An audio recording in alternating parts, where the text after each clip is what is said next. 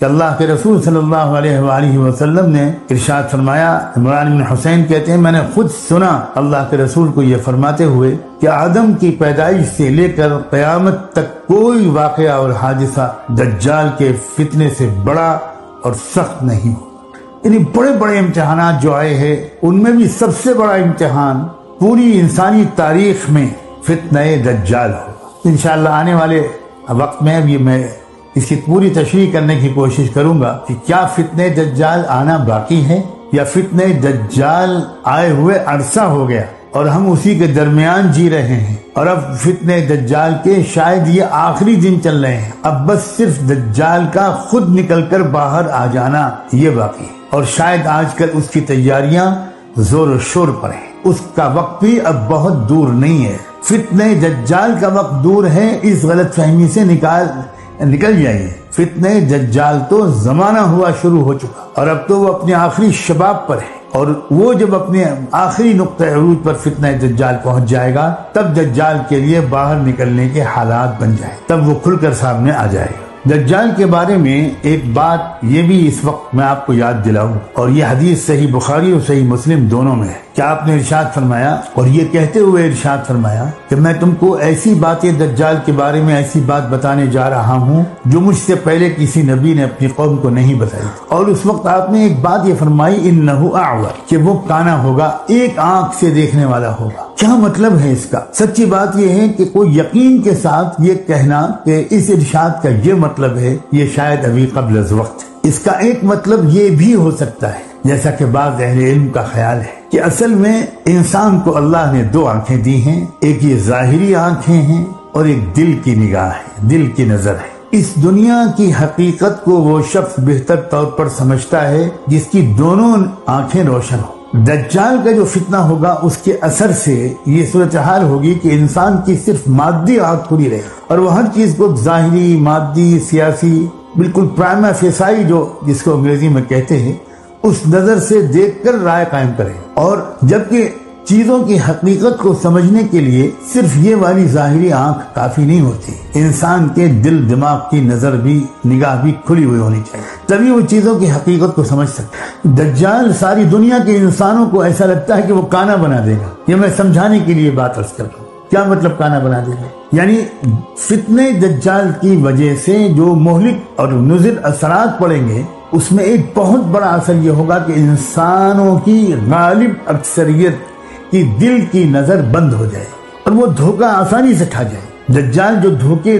میں ڈالنا چاہے گا بڑی آسانی سے لوگ اس بات کو ایکسپٹ کر لیں۔ آپ کو آگے چل کر انشاءاللہ یہ بات زیادہ تفصیل سے بتائی جائے گی کہ دجال کہاں ہی اس لیے گیا ہے کہ وہ انسانی تاریخ کا سب سے بڑا دھوکہ دینے کا ماہر انسان، ماہر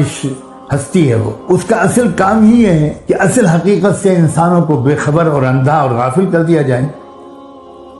بہرا کر دیا جائے، اور جو بالکل غلط ہے اس کو صحیح کر کے دکھا دیا جائے، اور ایک نظر بندی کر دی جائے، انسانوں کو مسمرائز کر دیا جائے، پروپیگنڈے سے متاثر ہونے کی عادت انسانوں کے اندر ڈال دی جائے، اور حقیقت کو غور کرنا اور سمجھنے کی کوشش کرنا اور سمجھ لینے کی صلاحیت ان کے اندر سے چھن جائے۔ ایسا معلوم ہوتا ہے کہ شاید آور کا یہ مطلب ہے، اور کوئی بعید نہیں کہ ظاہری طور پر بھی وہ کانا ہو سکتا ہے، ہم نہیں کہہ سکتے کہ صرف یہی معنی مراد ہے۔ یہ تو چیزیں پوری طرح کھل کر تو تب آئیں گی جب وہ دجال خود ظاہر ہو جائے گا، اور اس کو پہچاننے والے اہل اللہ، صاحب نظر، صاحب تقوی لوگ موجود ہوں گے اور وہ اس کو پہچانیں گے۔ آپ نے اسی حدیث میں یہ بھی ارشاد فرمایا کہ اس کے ساتھ ایک چیز ہوگی جنت کی طرح اور ایک چیز ہوگی دوزخ کی طرح، پھر وہ جس کو جنت بتائے گا وہی پھر حقیقت دوزخ ہوگی۔ یعنی یوں سمجھیے کہ فتنہ دجال میں مبتلا ہو جانے والے لوگ، ان کو وہ دجال اس خدا کی دی ہوئی طاقت کا استعمال کر کے دنیا میں بڑے مزے کی زندگی گزروائے، اور جو لوگ اس کے سامنے سر جھکانے سے انکار کر دیں گے، جو اس کو خدا ماننے سے انکار کر دیں، ان کے لیے وہ دجال بہت مصیبتیں کھڑی کرنے کی کوشش کرے گا، فقر و فاقے میں ان کو مبتلا کر دے گا، طرح طرح کی پریشانیوں میں ان کو ڈالے گا۔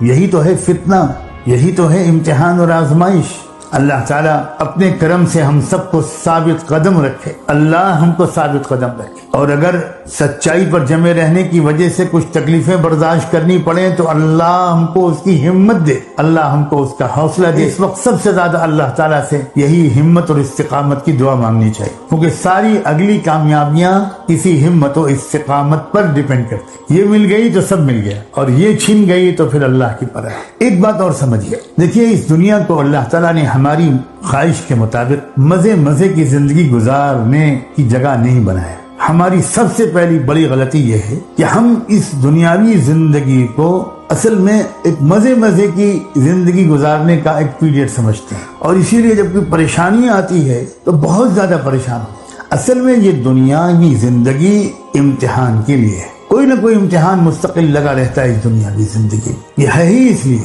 اور انبیاء علیہ السلام اللہ تعالیٰ نے بھیجے اس لیے کہ انسانوں کے اندر اچھائی کو قبول کر کے نیک بننے کی صلاحیت بھی بھرپور ہے، اور برائی کی بھی صلاحیت بھرپور ہے، انصاف کی صلاحیت بھی انسان میں بھرپور ہے، اور ظلم کی صلاحیت بھی بھرپور ہے، علم کی صلاحیت بھی انسان میں بھرپور ہے، اور جہالت کی صلاحیت بھی انسان میں بھرپور ہے۔ انہ کان ظلوما جہولا۔ اب اللہ تعالیٰ نے دنیا میں دو نظام چلائے ہیں، ایک نظام ہے نبوت اور رسالت کا، اللہ کے نبی اور پیغمبر اور رسول یہ آتے ہیں اس لیے کہ وہ ہم کو بتائیں کہ بھئی اس راستے پر چلو گے تو تم کامیاب ہو جاؤ گے، تمہاری اندر کی نیکی باہر نکل آئے گی، تم اچھے انسان بن جاؤ گے۔ صرف یہی ایک طاقت نہیں ہے، اس کے مقابل ایک طاقت اللہ نے اور پیدا کی ہے، شیطان کی۔ وہ ہر انسان کے پیچھے لگا رہتا ہے اور لگا رہے گا رہتی دنیا تک، کہ وہ انسانوں کو کسی طرف برائی کی طرف اور ہلاکت اور بربادی کے راستے کی طرف لے کر جائے۔ اب بلا کسی تاخیر اور تفصیل کے یہ مجھے کہہ دینا چاہیے کہ بھلائی کی طرف بلانے والوں کا مبارک سلسلہ محمد رسول اللہ صلی اللہ علیہ وآلہ وسلم پر ختم ہو گیا، مکمل ہو گیا۔ اب جو لوگ لگے رہیں گے محمد رسول اللہ کے قدموں سے، ان کی رہنمائی لیتے رہیں گے، اس پر عمل کرنے کی کوشش کرتے رہیں گے، غلطیوں کوتاہیوں سے معافی مانگتے رہیں گے، وہ کامیاب ہو جائیں گے، ہر امتحان میں کامیاب۔ اور دوسری طرف جو برائی کی دعوت دینے والا شیطانی سلسلہ ہے، اس کا آخری خاتم کا نام ہوگا دجال۔ اور یوں سمجھیے کہ یہ ایک مقابلہ ہے بٹوین محمد رسول اللہ اینڈ شیطان، ابلیس۔ اسی لیے بعض اہل اللہ اس بات پر بہت زور دے رہے ہیں کہ آج کل اس دور میں خاص طور پر درود شریف کی کثرت اور ہر کام کو استحضار کے ساتھ سنت کے مطابق کرنے کی عادت ڈالنا، یہ فتنہ دجال سے حفاظت کا ایک بہت اہم سبب، کیونکہ اس سے ہمارا رشتہ رسول